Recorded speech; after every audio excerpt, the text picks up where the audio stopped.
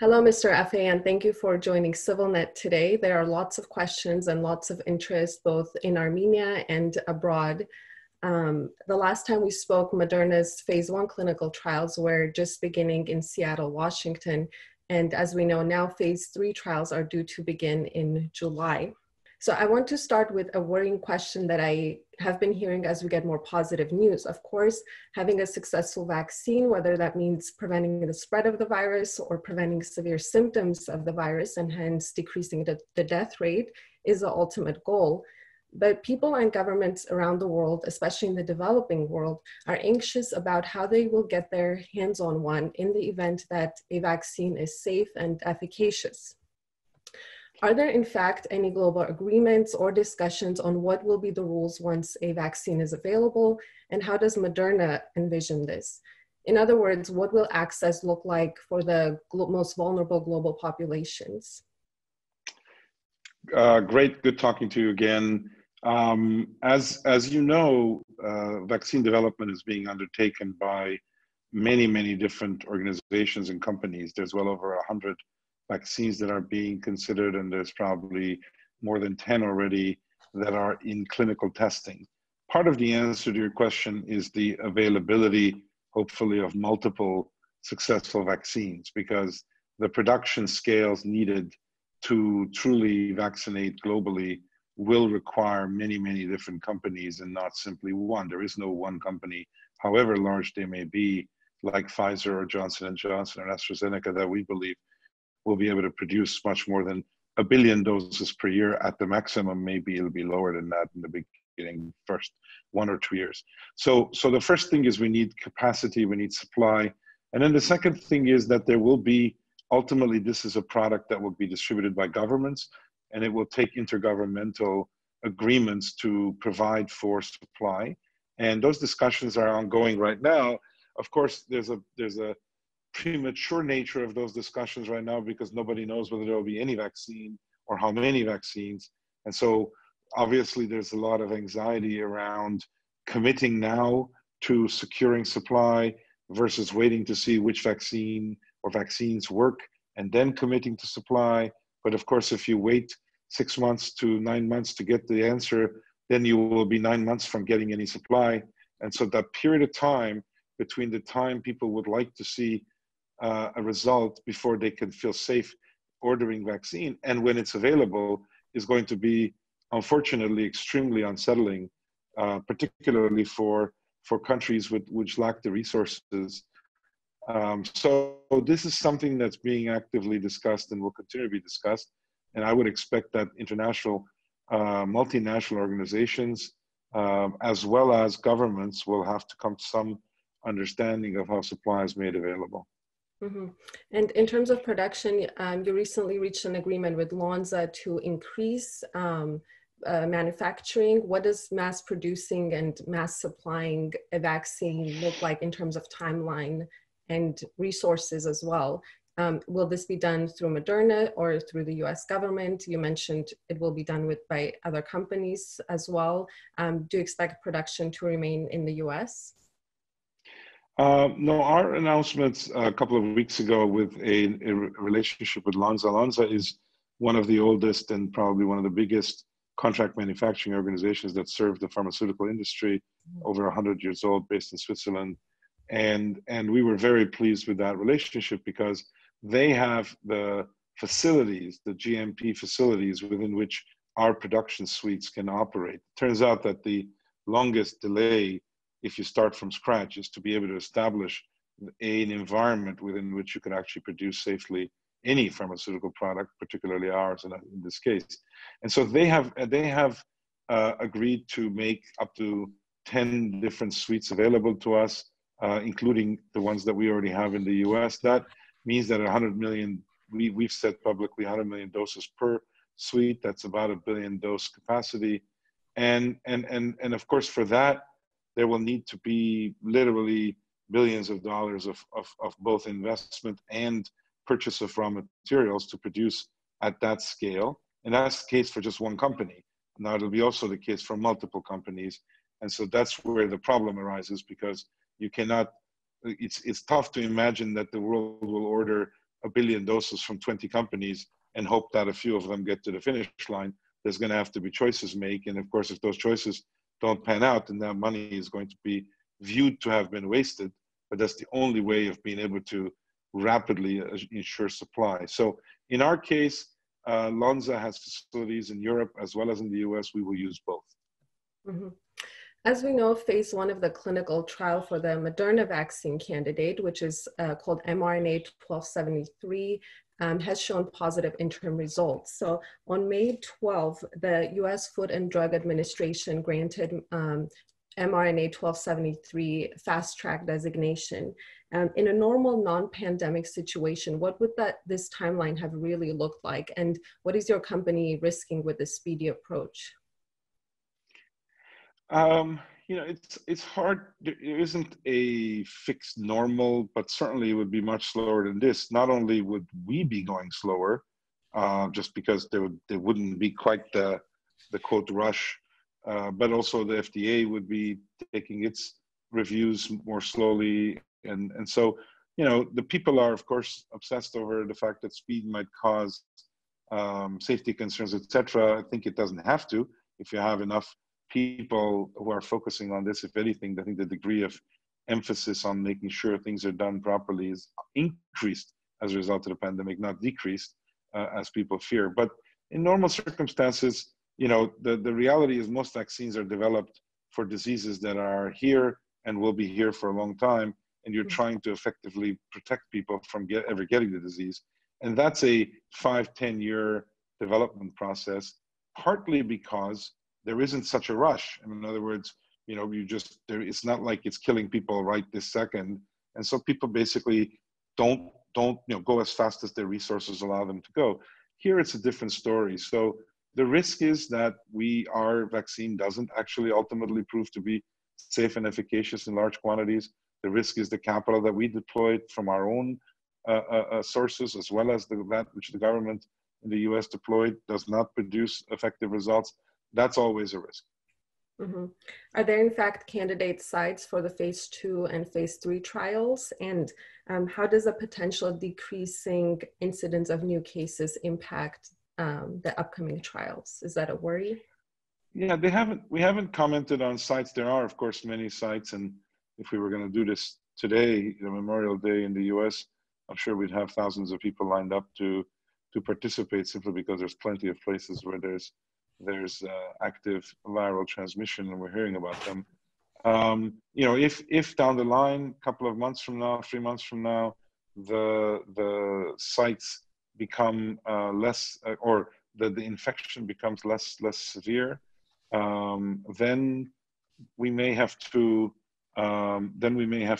deal with it a bit differently and find other sites that can do this. So, you know, we're working with government sources to be able to identify in which cities, and in fact, the phase 3 trial will likely also be an adaptive, if you will, site selections, so that you're going to places where the virus is more active. Right. It's complicated. Mm-hmm.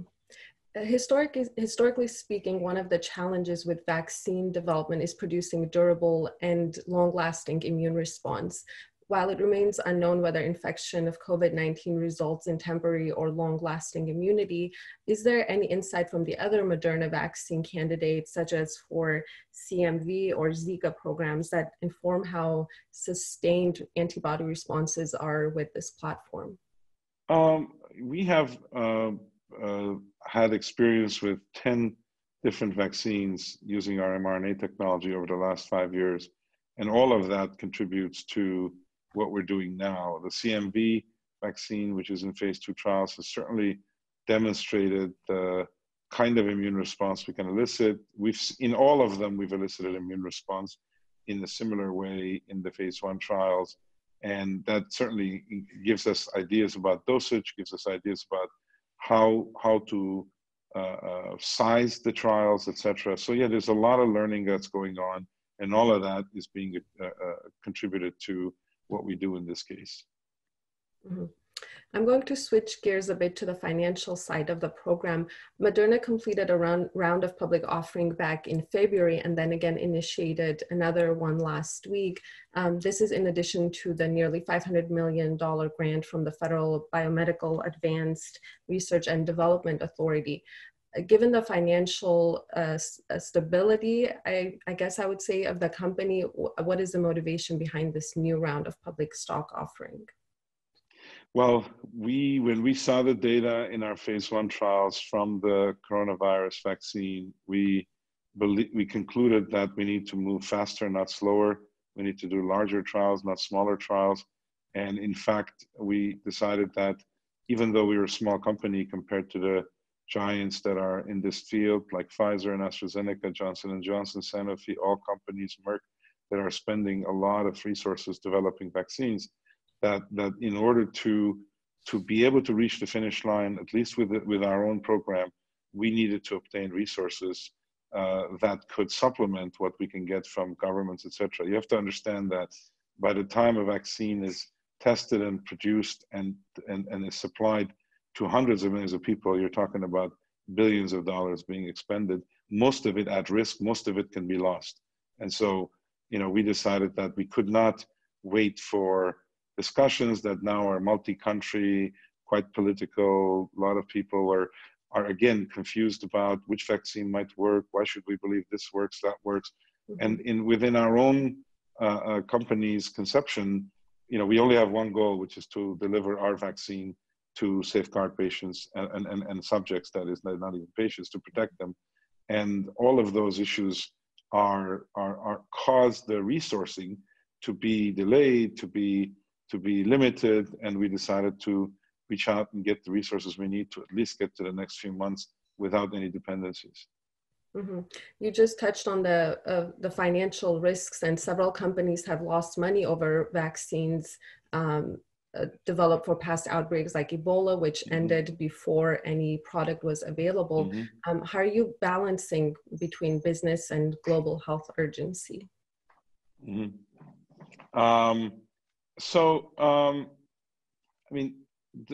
It is the case that in the past, when there's been global health urgencies, governments have liberally asked, compelled, forced is too strong a word, pharmaceutical companies to work on these programs. They have given them provisional orders to obtain the vaccine, and as soon as the virus has retreated, they have not come through on those promises, and pharmaceutical companies have lost a lot of money. That experience is quite vivid in the imagination of many pharmaceutical companies, who are, as a result, far more careful now, and that's why, in a way, the governments are having to put in money, particularly the US government, to do this, because you will not get many private sector investments into this, particularly since people know that, given the pandemic nature, it's hard to imagine that this can be a sustainably profitable enterprise. It will not be. So we've learned from past experiences. Of course, these are not Moderna's experiences, but many of our team players come from other pharmaceutical companies who were involved in pandemic flu vaccine development, Zika development, Ebola development, all of that. And what we're doing is taking that experience into account in the way we discuss and formulate partnerships with governments. So we are not interested in promises of orders. We're not interested in things where, kind of one entity is played off against the other. Either we will develop our own vaccine and make enough production that we could supply some subset of the world, or if we're going to collaborate with governments, they have to be willing to come through on their commitments, as opposed to have them be more political commitments. Mm-hmm. Mr. Afeyan, you're as deeply involved in philanthropic activities as in your other pursuits. Most notably, you're co-founder of the Aurora Humanitarian Initiative, which, quote, supports people and promotes global projects that tackle the needs of the most helpless and destitute, and do so at great risk. Why this specifically? And isn't there, ironically, overlap now with your professional engagement? There is overlap now. In fact, when we started Aurora in 2015, it was dedicated to the memory of those who survived the Armenian genocide and those who saved them at that time, a century earlier. And what we realized is that the experience of Armenians who survived, and the struggle and the help they received is every bit the same as all over the world. Today's refugees, today's oppressed, today's persecuted, who are also in need of saviors and who are also in need of that same spirit. And so in order to honor the memory of those who saved us, we wanted to help those who save the new generation of victims today. Of course, that was a humanitarian activity. Very much the people who do this kind of work are all humanitarians. What we didn't realize is that a mere 5 years later, humanitarianism would be needed at every corner of every city. And that we're starting from the doctors to the volunteers to people who are manning at some great risk to their health, food stores and supply, etc. All of those people are basically saving the lives of others. And it's now become, you know, a global pandemic need of saving. And indeed, you know, when we started this, we had coined the notion of awakening humanity. Boy, I think a virus has awakened humanity in a way that none of our various activities could accomplish. But then the question is, what do you do about that moment? And we've long discussed within the context of Aurora that the lesson for Armenians and for the world has to be that if you're given a second chance at life as a survivor, whether it's a survivor from genocide or war or refugeeism or even disease, that you really need to find within you the strength to pay forward, to help somebody else survive, as opposed to thanking those who saved you. Enable the people who yet need to be saved. And I think that gratitude in action, no second chance, is very much something that we can benefit from today. And we are definitely seeing connections between these two projects, and that is motivating us even more within the frames of Aurora to continue our work and to expand it. Mm-hmm. And for my last question, you were born in Lebanon to Armenian parents, and you are involved in many projects in Armenia. Like so many people, we have several homelands. I'm curious how those experiences, your path from an immigrant teenager to a successful science innovator, shape your work today. Well, look, it's a great question, and it's deeply connected to me personally. I have, over the last few years, by virtue of having to not only do what I've done and what my colleagues have done, but also to teach aspects of it. So I've been in the faculty at MIT for the last 20 years, or 16 of the last 20 years, and then the last 4 years at Harvard Business School. And the courses that I teach are on entrepreneurship and on innovation. And increasingly, I've had a chance to reflect on what the spirit of that is, and where does that impulse come from. And I increasingly feel that the act of entrepreneurship and of innovation is very much an act of immigration, in that immigrants leave the comfort zone, expose themselves to the negativism, place, the foreignness, the perceived hostility, just the fear of settling in a new place very often. And that causes them to find the inner strength to persist, to adapt, to suffer a bit, but then to come out in many cases in a mode where they're thriving. That journey is what innovators do, because anytime you propose something that has no precedent, people basically criticize you, particularly the experts of the day will go to great lengths to prove why what you say can't be done. And truth be told, it's largely because it threatens their expertise. And if you're right, then they're no longer experts. And if you're wrong, then they remain experts. So why wouldn't they raise every possible doubt? This kind of part of it is the scientific method, and part of it is completely self-interested. So as an immigrant, you have the same issue, right? You go into a country, including the US these days, and people tell you, don't come here because you're taking my jobs and you're doing this and you're doing that, where in fact, you're doing things that make their lives very often more convenient and more affordable, because you're willing to take much less pay to do the same work because you're trying to prove yourself. Those experiences that I live professionally, turns out my background, having gone through leaving Lebanon, the civil war, going as basically seeking asylum, if you will, in Canada, because we escaped the war at a time when people were not taking immigration was not a natural at the time in 1975, all the way to coming to this country, and then working so many years on the plight of the modern refugees, like you realize these streams are highly interconnected. So I view immigration kind of as a philosophy of life, and that is to consciously, voluntarily leave one's comfort zone, dare to try new things, to excel, and through that cause progress to happen. And whether it's physical immigrants or intellectual immigrants, it's very much a big part of shaping my life. Well, I think that's a great note to end on. Thank you very much for speaking with us today. Thank you for having me. Bye-bye.